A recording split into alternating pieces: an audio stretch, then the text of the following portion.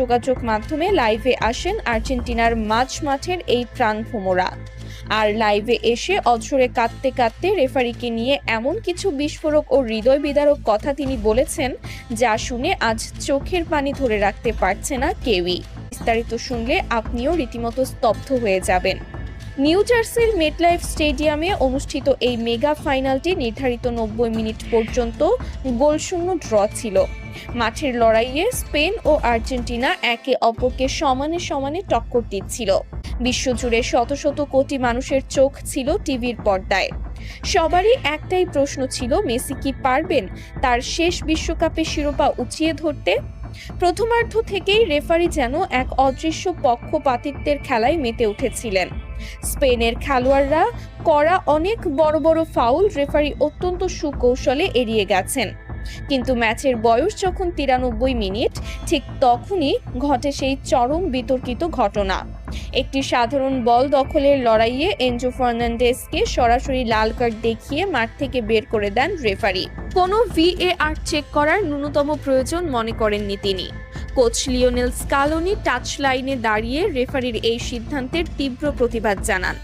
Side লাইনে থাকা বদলি খেলোয়াড়রাও মাঠে ঢুকে রেফারির কাছে VAR দেখার আবেদন করেন, কিন্তু রেফারি ছিলেন তার সিদ্ধান্তে অটল। আর ওই একটি কার্ডই আর্জেন্টিনার কফিনে শেষ পেরেক ঠুকে দেয়।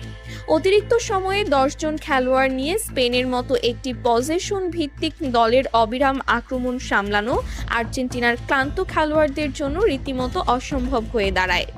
10 জন নিয়ে স্পেনের তিকি তাকার বিপক্ষে দৌড়াতে দৌড়াতে ডি পল, ম্যাক অ্যালিস্টাররা রীতিমতো হাঁপিয়ে উঠছিলেন, যার চূড়ান্ত পরিণতি হিসেবে 106 মিনিটে স্পেনের উইঙ্গার ফেরান তোরেসের কাছে গোল হজম করে বিশ্বকাপ থেকে করুণভাবে ছিটকে যায় বিশ্ব চ্যাম্পিয়নরা। ম্যাচ শেষে ড্রেসিং রুমে ফিরে আর নিজের আবেগ ধরে রাখতে পারেননি এনজো।